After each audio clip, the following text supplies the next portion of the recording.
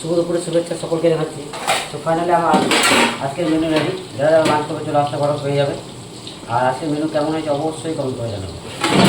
তো নিয়ে নিলাম ভাত, নিয়ে নিচ্ছি ভিন্ডি এবং চচ্চড়ি, নিয়ে নিচ্ছি চাটনি, নিয়ে নিচ্ছি পাঁপড়,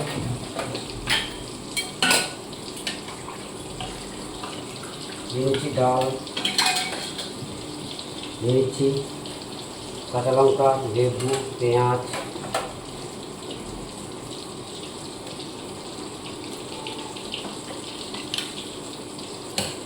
হচ্ছে ঝোল আমাদের রুই মাছের,